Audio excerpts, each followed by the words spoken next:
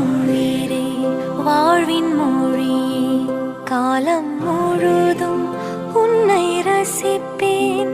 ஆசை மழையே பேசும் அழகே என்னை மறந்து உன்னை இசைப்பேன். உனக்காக இனி நானும் வாழ்வேன் பிள்ளையே.